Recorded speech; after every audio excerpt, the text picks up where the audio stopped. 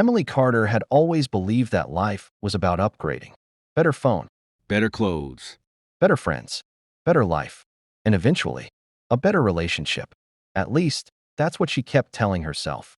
Daniel Brooks, on the other hand, believed in something much simpler. If you loved someone, you stayed. You showed up. You cared. Even when it wasn't easy. They met in college. It wasn't some dramatic love story. No sparks flying. No instant obsession. Just a quiet connection. The kind that grows slowly. But deeply. Daniel noticed Emily before she noticed him. She was confident, outgoing, always surrounded by people. And yet, there was something about her that felt lonely. One day, in the library, Emily dropped her books. Before anyone else could react, Daniel bent down and picked them up. Here, he said, handing them over. Thanks. She replied quickly, barely making eye contact. That could have been the end of it. But Daniel wasn't the type to give up easily. Days turned into weeks. Small conversations turned into longer ones. Coffee breaks turned into late-night talks. And before Emily even realized it, Daniel had become a part of her life. He wasn't loud. He wasn't flashy. But he was always there. When Emily failed an exam, Daniel stayed up all night helping her study. When she fought with her parents, Daniel listened for hours. When she felt insecure, Daniel reminded her of her worth. And slowly, without realizing it, Emily fell in love. For a while, everything felt perfect.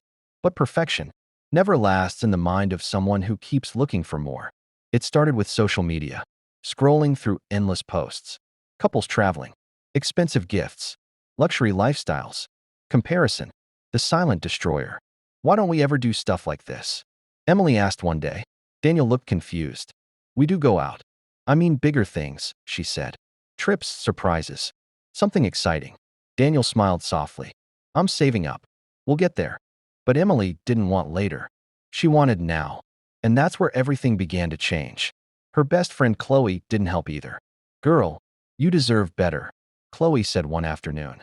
Daniel is nice, but he's kinda boring. Boring. That word stuck. Emily started seeing Daniel differently.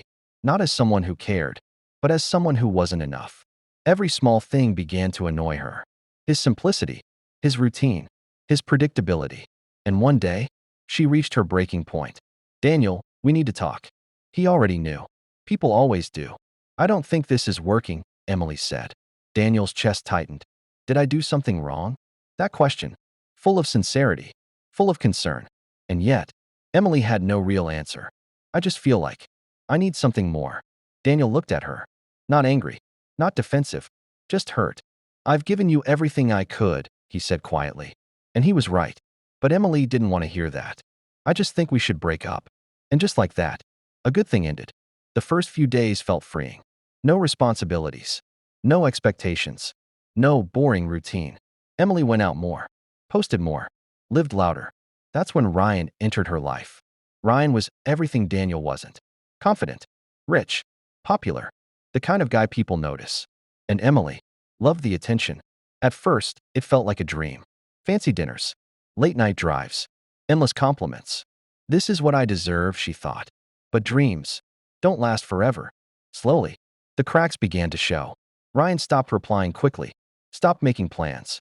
Stopped caring. Why are you acting different? Emily asked one night. Ryan shrugged. I'm just busy. That answer.